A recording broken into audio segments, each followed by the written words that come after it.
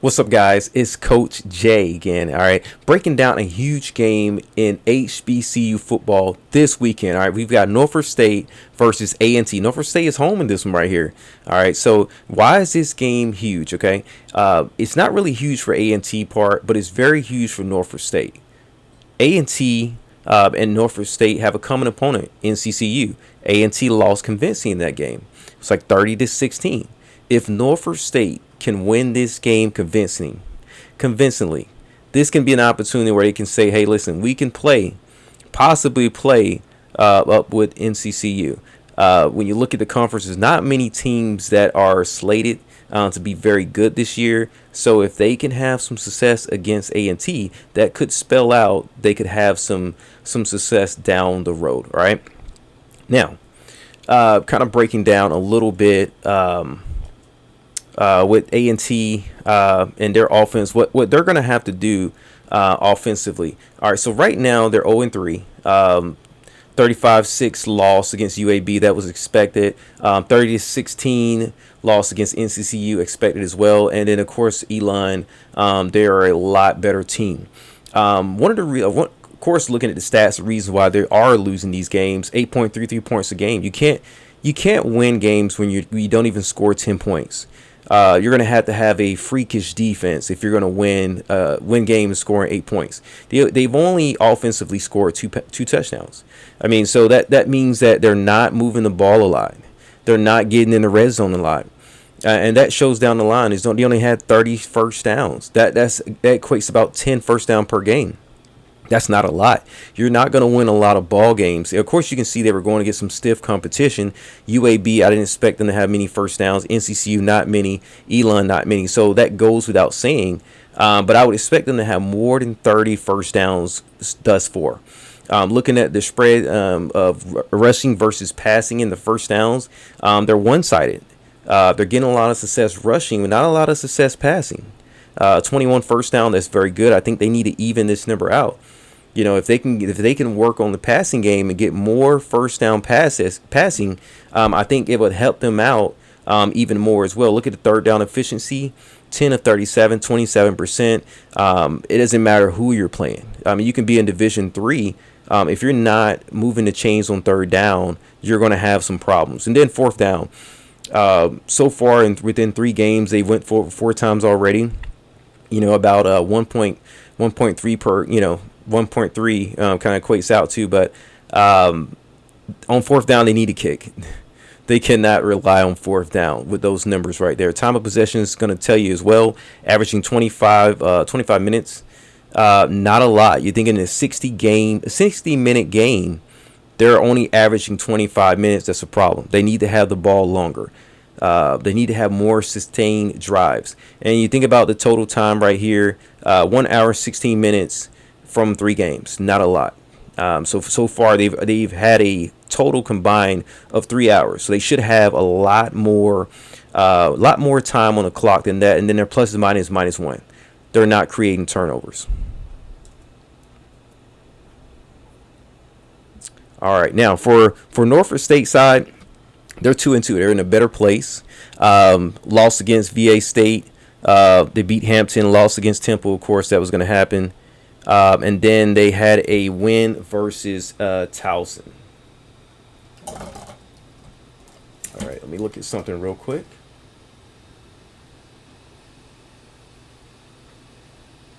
All right. 5 points a game, 11 touchdowns. That's a lot better than what A&T is doing. And I think they're going to continue that in this game here. 30 first downs, 19 in the passing game. Third down a little higher at 32%. They need to get that a little around 40. And then their fourth down conversion, they're 2 of 8, 25%. That's a lot better. Also with them, I would say if the fourth down comes, they need to kick. Average time possession is around 32 minutes. They've possessed the ball a lot longer than A&T. Of course, that reason being they've had 4 games as opposed to A&T only having 3 games. When you look at defensively, A&T is giving up 30 points per game. They're scoring 8, giving up 30. You're not going to win that way. They're giving up 12 touchdowns. Their defense giving up 69 first downs. That's a lot. That's what their offense should look like. And then, of course, you see from the run and the pass, a lot of first downs given up both ways. Okay, third down, defense is not getting off the field. Fourth down, they're still converting. They're moving chains on fourth down.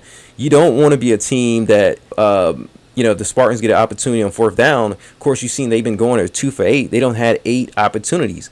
It's possible they may go for it, and they're probably going to have some success. They're probably definitely going to have some success on fourth down against them. All right, now looking at time possession, defense is on the field a lot. They are on the field a lot. All right. Defensively, Norfolk State 27.75 points a game, 15 touchdowns, giving up 89 first downs. A lot. That is a lot. And then also their first downs. I mean, they're pretty much even. So I think that it's going to be a thing where A&T can kind of pick their poison if they want to, rush or pass. Looking at what A&T have done so far, I mean, I really think they're going to probably go with the rush. They haven't passed for a lot. They actually passed under 200 yards for the whole season out of 3 games. That was very alarming. Looking at third down, 33%. They're kind of getting it done, but they're not. And then also fourth down. They need to get off the field. They need to force a lot of third and longs, which will make A&T punt the ball. All right. Now, looking at the Aggies' keys to victory, right? They need to pass for at least 200 yards. They need to they need to almost double their production they've had within these first 3 games, all right? All their quarterbacks combined now for 129 yards through 3 games. That is not going to cut it. 466 yards rushing. They're getting it done on the ground. They need to put together some long, sustained drives, all right? They also need to stay out of third and long situations. Those third and long situations, I think it's gonna get them a lot because of the fact that by being on third down, they're not going to be able to get their defense off the field. Stay out of third downs, because looking at the stats, they don't play well on third down. And then on fourth down, field goal or punt. Going for fourth down has not worked for them so far, so they're going to have to, be very smart, win the time of possession, win field position. All right. So opportunities to punt and get and pin them deep, they're going to have to take those opportunities. Limit Norfolk's red zone attempts. All right. They need to limit to 3 trips or less, and then win the kicking game. When you get those opportunities, you have to execute in the kicking game. They're 4-5 right now. As I said, they need to play field position.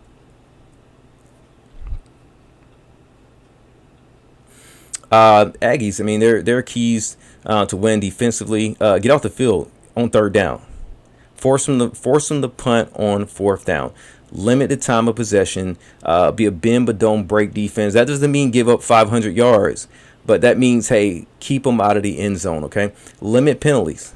I mean, they've so far, offensively and defensively combined, they've got 17 penalties for 154 yards. You're not gonna win games having a lot of penalties. 51 yards of penalties per game. I mean, that's way too much. Very undisciplined football right there. Right. All right. Next. I mean, the Spartans' keys to win this game defensively: continue to force third down punts, limit the red zone attempts, put pressure on the quarterback. They've only had 200 yards passing. When you have a team like that, I mean, hey, look, put pressure on the quarterback, force him to throw. Don't allow him to run. If you allow that quarterback to get some confidence, get legs under him, now that's going to be a second element where it's going to open up passing lanes. And then play man, lock up those receivers.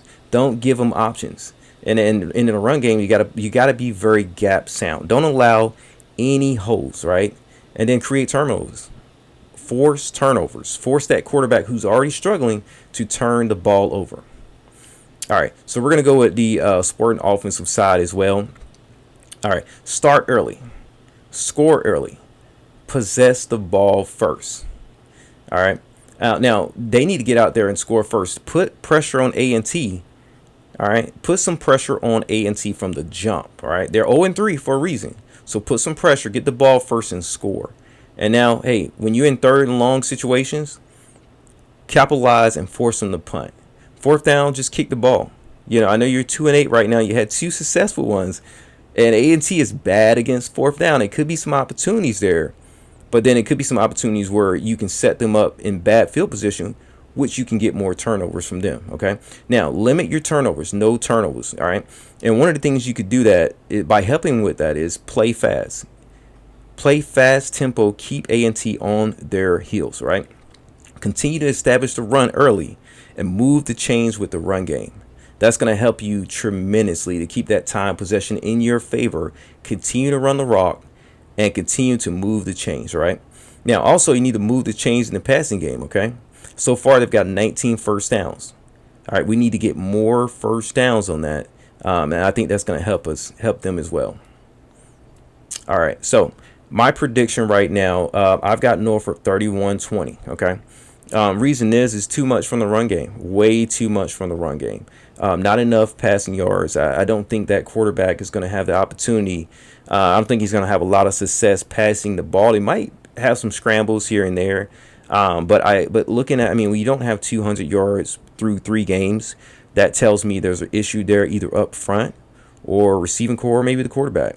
But I feel like Norfolk's going to get it done. And then last but not least, in key downs, I think in key downs, A&T, they're going to struggle. Third down, third and longs, and fourth downs. Just looking at the stats so far, they're not very good on third down. Let me go back to that one again.